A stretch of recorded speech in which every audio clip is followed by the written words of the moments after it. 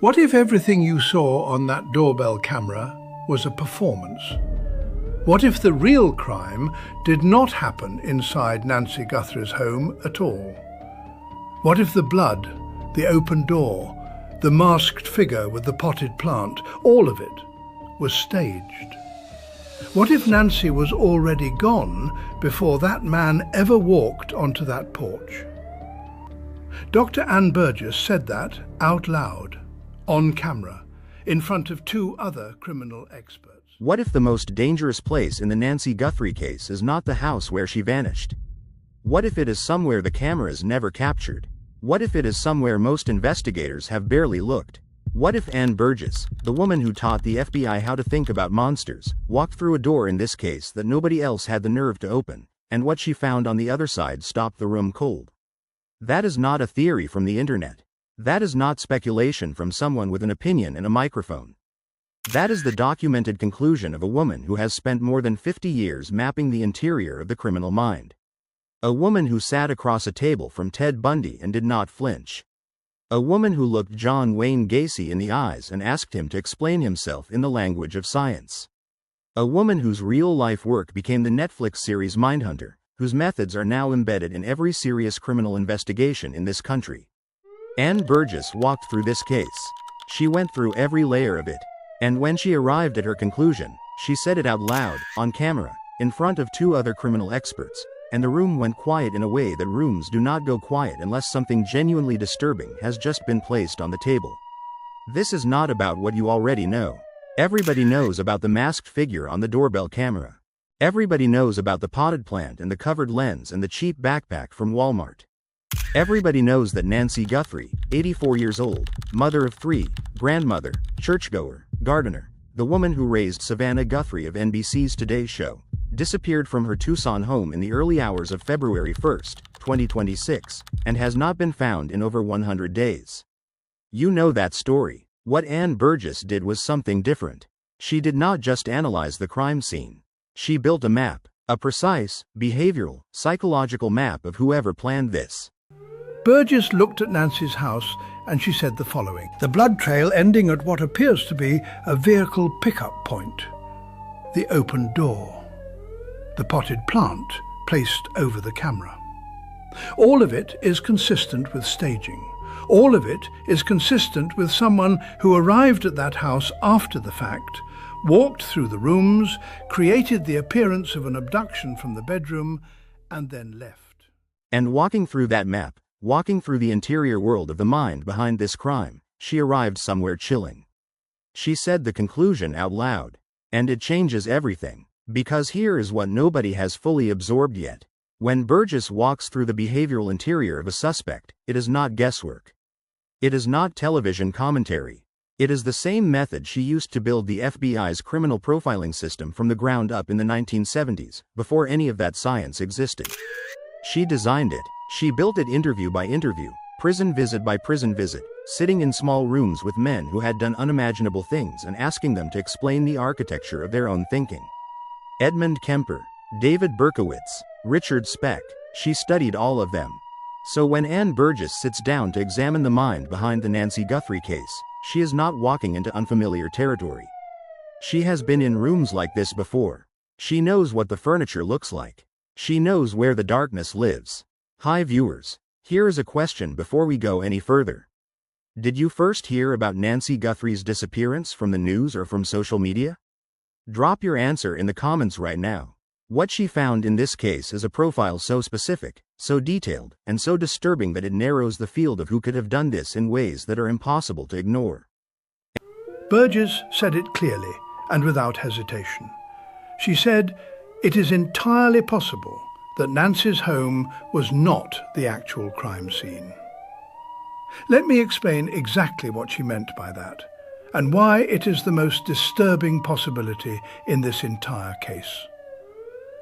Crime scene staging is not rare. Ann Burgess and her colleagues have documented it across decades of case study. And it raises a question that has been sitting at the center of this investigation from the very beginning, a question that law enforcement has been circling for months without landing on an answer. The question is not who was the masked man at the door. The question is who sent him there. Nancy Guthrie's pacemaker is still inside her chest right now. That device is still logging.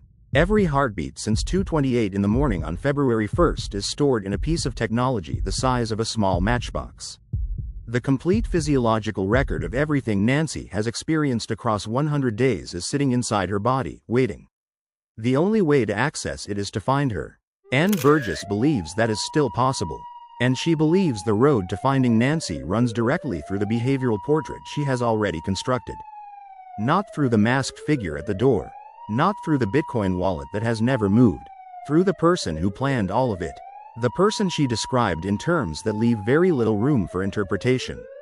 Stay with this, because what Burgess concluded about the suspect's psychological home, about the interior world of the mind behind this crime, is not something you are going to hear anywhere else assembled the way it deserves to be assembled. If you are new here, subscribe right now and turn on notifications because this case is still moving and when something breaks you need to already be here. Now, let us get into it. Nancy Ellen Long Guthrie was born on January 27, 1942, in Fort Wayne, Kentucky. She was 84 years old. She had 3 children. She had a pacemaker implanted in her chest. She needed daily medication to function. She had limited mobility. Sheriff Chris Nanos said it plainly and on the record. Nancy could not walk 50 yards by herself. This was not a woman who could simply disappear on her own. She lived in the Catalina Foothills neighborhood of Tucson, Arizona. Same house for more than 50 years. She knew every corner of it. She knew the way the desert light came through the windows in the late afternoon. She tended her garden. She went to church every Sunday. She sat on her porch and watched the evenings settle over the Sonoran Desert and lived the kind of quiet life that people spend decades trying to build. Her daughter Savannah Guthrie anchors the Today Show on NBC. Most people learned Nancy's name because of that fact, but Nancy was not defined by her daughter's fame. She was defined by 50 years in one house, by a garden she tended with her own hands, by 3 children she raised after her husband died in a mining accident in Mexico when she was 46 years old. She raised them alone. She built that life from scratch in the middle of the desert and she never left. On the evening of January 31, 2026, Nancy had dinner at her daughter Annie's home. Annie is married to a man named Tommaso Shoney. They have been married for 20 years. Tommaso has been part of this family for 2 decades.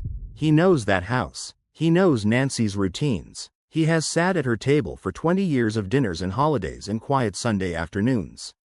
That evening, Tommaso drove Nancy home. They arrived at 9:48 in the evening. He walked her to the front door. He says he confirmed she was safely inside. Then he got back in his car and drove away. 3 hours and 57 minutes passed. At 1:47 in the morning, the doorbell camera at Nancy's front door captured something.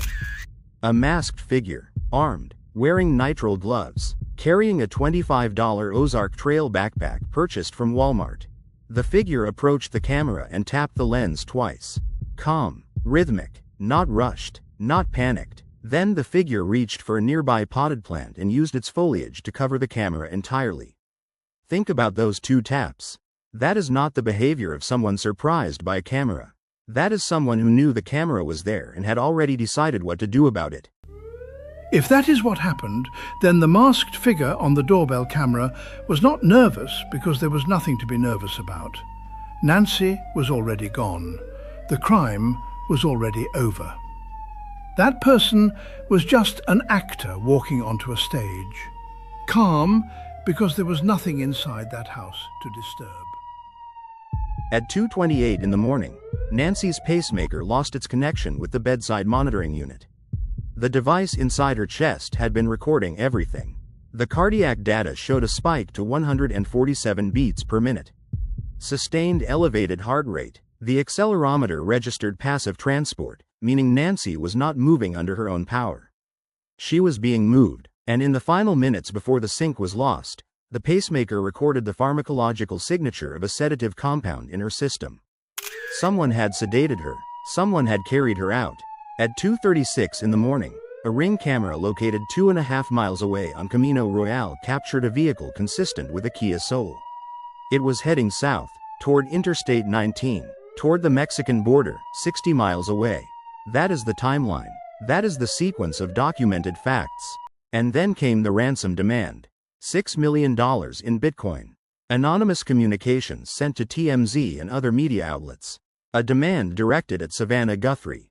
Pay to get your mother back. The Bitcoin wallet has been completely silent since the moment it was created. The FBI sent a test amount to the address. Nothing moved, not one fraction of a cent. Not in 100 days. One note stood apart from the others. It said something that Savannah herself described as haunting. It said the sender was sorry. It said they did not expect her heart to be that weak. Savannah told interviewers she believed that note might be authentic. Hold that thought, because what it actually means is something Ann Burgess addresses in a way that reframes this entire case. That is what everyone knows. That is the surface. That is the version of this story that has been covered, analyzed, and discussed across every platform for months. And it is incomplete in ways that matter enormously. Because the surface of this case and the truth underneath it are two very different things. Ann Burgess saw the difference immediately. The first thing Burgess said when she sat down to analyze this case on the CW special, alongside Dr. Casey Jordan and Dr. Gary Brucato, was something that most analysts had been carefully avoiding for months. She said it without hesitation. She said it is entirely possible that Nancy's home was not the actual crime scene. Let that settle for a moment. Not the actual crime scene. Crime scene staging is not a rare phenomenon. Ann Burgess and her colleagues have documented it across 5 decades of case study. It follows a specific and recognizable pattern. A person commits a crime at one location and then deliberately creates the appearance that the crime happened somewhere else. They arrange the physical environment. They plant evidence. They construct a narrative trail for investigators to follow. And investigators follow it, because the evidence is right there and it looks real. Burgess looked at Nancy's house and she identified something. The blood trail ending at what appeared to be a vehicle pickup point. The open door. The potted plant placed precisely over the camera. She said all of it is consistent with staging. All of it is consistent with someone who arrived at that house after the primary event had already occurred, moved through the rooms, created the appearance of a struggle or an abduction, and then left.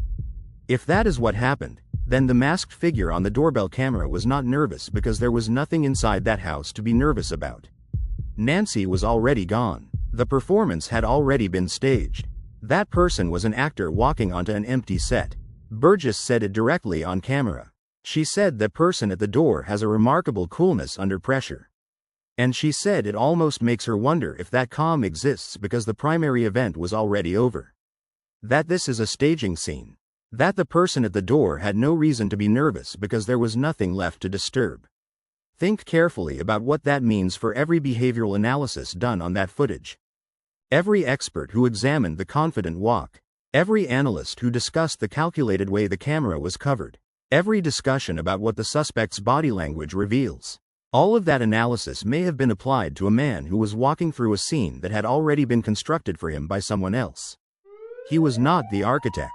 He was the instrument. And that distinction leads directly to the most important framework in Ann Burgess's entire analysis of this case. She did not describe one criminal operating alone. She described two. And the difference between them is the difference between someone holding a paintbrush and someone who commissioned the painting. The man at the door, she said, has an almost amateurish quality to him. The holster positioned incorrectly on his body. The cheap Walmart backpack with reflective safety strips that catch light in the dark. Using a potted plant to cover a camera instead of a purpose-built solution. Burgess used a specific phrase to describe this. She called it amateur hour. And she was precise about what that quality reveals. It reveals a difference in intelligences. Those are her exact words. On one side of this crime, someone operating with the confidence of a person who does not fully understand the weight of what they are doing. Someone Burgess compared to a child walking into traffic. Not cautious, not calculating, simply unaware of the full scope of the risk surrounding them. On the other side of this crime, someone operating at an entirely different level. Someone who planned this in layers. Who understood what investigators would look for and built the scene specifically to redirect their attention. Who understood the geometry of Nancy's life with a precision that only comes from sustained proximity. Who knew the camera positions. Who knew the gate. Who knew the layout of that house in the dark. Who knew the family calendar. Who knew when Savannah would be on the other side of the planet.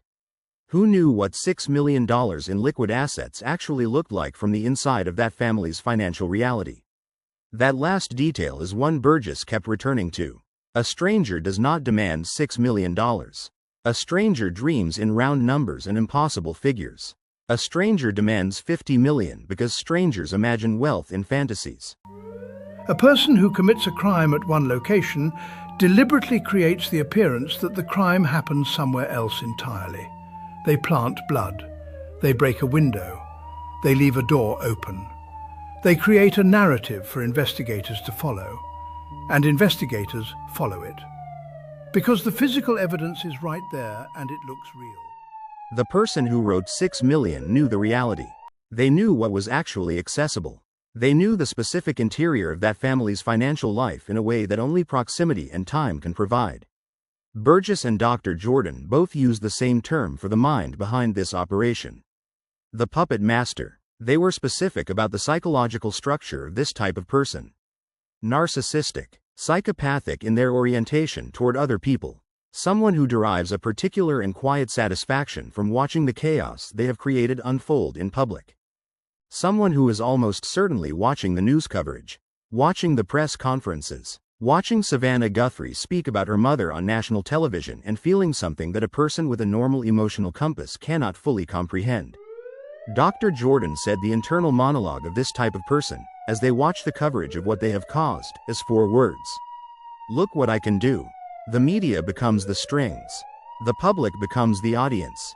And the puppet master sits somewhere quiet and watches everything move according to the design they put in place. That is not a comfortable thought, but it is what 50 years of documented behavioral science tells us about this category of person. And then Burgess said something that stopped the room in a way that the staging theory alone did not. She said she believes this person has been inside that house before. Not once, not as a stranger, over time, through access that only sustained proximity provides. She said the puppet master is local. She said both figures in this crime are probably local. And she gave a specific reason for that conclusion. When you are dealing with someone who operates at this level of planning, someone who understands the victim's schedule at this depth, someone who built a scene designed to mislead trained investigators, you are not dealing with someone who flew in from another state and conducted surveillance over a few weeks. You are dealing with someone who had the opportunity to develop that knowledge organically. Through presence, through access, through being part of that world in a way that generated no suspicion because it was normal. 20 years of being in that family's orbit is not a theory. It is a documented fact about at least one person in this case. The man at the door had a blueprint. He was told which camera to approach. He was told about the potted plant. He was given the schedule. He was sent by someone who already knew all of it. And Burgess raised one final and deeply unsettling possibility about what happened to him after the job was done. She said carefully, and she framed it as a possibility rather than a conclusion, that the person at the door may no longer be alive. She said it in the context of a puppet master with a psychopathic personality structure who understood that the man at that door was the single weakest link in the entire operation. A man with a minor criminal history. A man whose body movements could be recognized even through a mask by people who knew him. A man who, the moment that footage was released publicly, almost certainly panicked. A puppet master who plans at this level does not leave weak links in place. That is the behavioral interior of the mind Ann Burgess walked through. And it gets darker before it gets clearer. Burgess was asked a direct question during the CW special. What motive could explain the targeting of an 84-year-old woman who by every account lived a quiet and entirely harmless life? She gave a specific answer. She said the motive does not have to be directed at Nancy. She said when you ask who is suffering the most from this event, the answer does not have to be Nancy herself. It could be someone in her orbit. It could be Savannah. The motive, she said, could be constructed entirely around making Savannah Guthrie suffer in a way that is public, sustained, and impossible to escape. Savannah herself has acknowledged this fear in interviews. She said it haunts her. The idea that her mother could have been taken not because of anything Nancy did or had, but because of who Savannah is. Because of the platform she occupies. Because hurting Nancy is the most effective way to reach Savannah in a place no amount of fame or professional success can protect.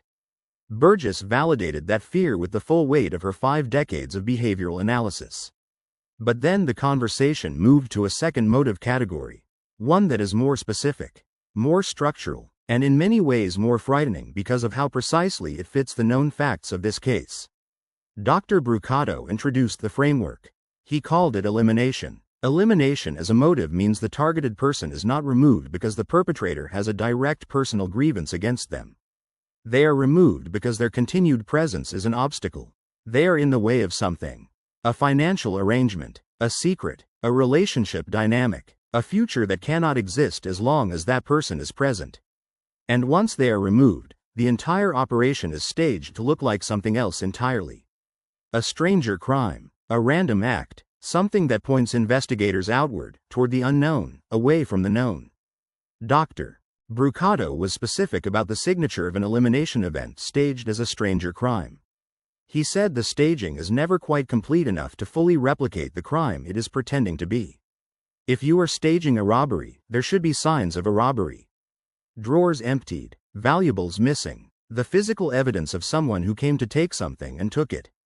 Nothing was taken from Nancy's house. Not one valuable item was removed. The drawers were not emptied. And the medication she needed every single day to survive, medication tied directly to the functioning of her pacemaker and her cardiovascular system, was left sitting on the kitchen counter. Her medication was left behind. Think about what that means if this was genuinely a kidnapping for ransom. If Nancy is your leverage, if she is the asset that generates the $6 million you are demanding, then her medication is the most important object in that house. You take it because keeping her functional keeps your leverage alive. Unless keeping her functional was never the actual goal, the staging was not quite complete. And Ann Burgess noticed. Now return to the ransom note. The one that said the sender was sorry. The one that said they did not expect her heart to be that weak. Burgess addressed this note directly, and her interpretation of it is one of the most significant analytical moments in the entire case.